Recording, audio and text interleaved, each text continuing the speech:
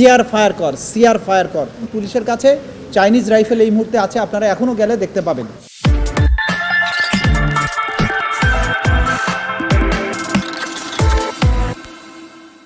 Live যে সমস্ত আলামত আছে সেগুলোকে যতদূর সম্ভব সংগ্রহ করা এবং সেগুলোকে আমাদের তদন্ত সংস্থার কাছে জমা করা। তারই অংশ হিসাবে আমরা সিএমএইচে কম্বাইন্ড মিলিটারি হসপিটাল, যেটা আজকে ঢাকায়, সেটাতে আমরা গিয়েছিলাম। আমরা সেখানে গিয়ে দেখলাম টোটাল 1227 জন রোগী সেখানে চিকিৎসা নিয়েছেন। সার্জারি হয়েছে 341 জনের। এখন পর্যন্ত আজকে পর্যন্ত সেখানে রোগী ভর্তি আছে 132 জন। এখানে ক্রিটিক্যাল রোগীগুলো গিয়েছেন, তাদের অনেকেরই মেরুদণ্ডে গুলি লেগেছে, বুকে গুলি লেগেছে, মাথায় গুলি লেগেছে। খুব ইন্টারেস্টিং একটা তথ্য আমরা পেয়েছি আজকে। একজন রোগীর পিঠ থেকে যে গুলিটা অপসারণ করা হয়েছে সেটা একটা বড় বুলেট, যেটা ছবি আমার কাছে আছে, আমরা আপনাকে দেখাবো, দিয়ে দিয়েছে, যে একটা সামরিক বাহিনী যে বন্দুক ব্যবহার করে সেই বন্দুকের গুলি সেখানে পাওয়া গিয়েছে। আমরা হসপিটালের কর্তৃপক্ষের সাথে কথা বলেছি, তাদের কাছে বলেছি যে প্রথম থেকে শেষ পর্যন্ত যত রোগী তাদের কাছে এসেছেন, যারা চিকিৎসা নিয়েছেন, যারা মারা গিয়েছেন এবং যারা এখনও চিকিৎসাধীন আছেন, যারা চিকিৎসা নিয়ে চলে গেছেন, প্রত্যেকের সমস্ত ডাটা, তথ্য, তাদের কী ধরনের চিকিৎসা দেওয়া হয়েছে সেগুলো এবং তাদের চিকিৎসার প্রমাণপত্র, যে সমস্ত গুলি বের করা হয়েছে অপারেশন করে সেই সমস্ত গুলি আলামত হিসাবে এগুলো আমরা চেয়েছি। এগুলো আজকে যেহেতু আমাদের ফুল সুইং তদন্ত সংস্থা সেখানে যেতে পারেননি, পরবর্তী সময়ে তারা গিয়ে এই আলামতগুলো সংরক্ষণ করে নিয়ে আসবেন, সিজ করে নিয়ে আসবেন। সিএমএইচ কর্তৃপক্ষ আমাদের সাথে সর্বাত্মক সহযোগিতা করছেন, ভবিষ্যতেও তারা করবেন, এটা আশ্বস্ত করেছেন।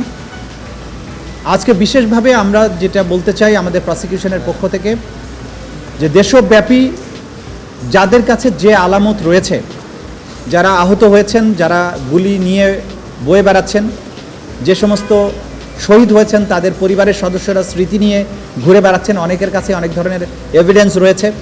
কেউ কেউ মামলা করেছেন, কেউ কেউ এখনও মামলা করেননি। যারা মামলা করেছেন তারা এবং যারা এখনও মামলা করেননি তারাও, সবাইকে আমরা আহ্বান জানাচ্ছি আন্তর্জাতিক অপরাধ ট্রাইব্যুনালের প্রসিকিউশন টিমের কাছে আমরা যে ডেস্কটা ওপেন করেছি সেখানে এসে আপনাদের এই তথ্যগুলো আমাদের কাছে দিয়ে যাবেন।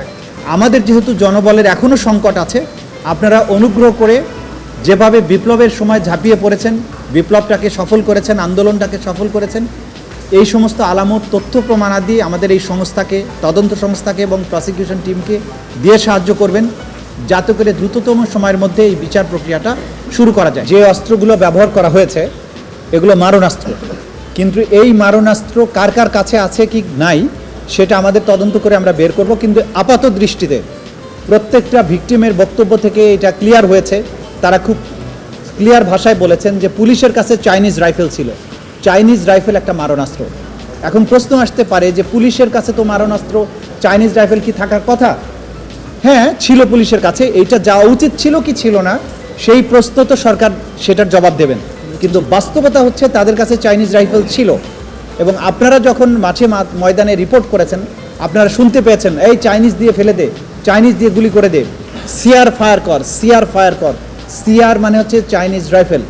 এই জাতীয় বক্তব্য পুলিশের বিভিন্ন জায়গা থেকে ক্লিয়ার হয়েছে এবং পুলিশের কাছে চাইনিজ রাইফেল এই মুহূর্তে আছে, আপনারা এখনও গেলে দেখতে পাবেন।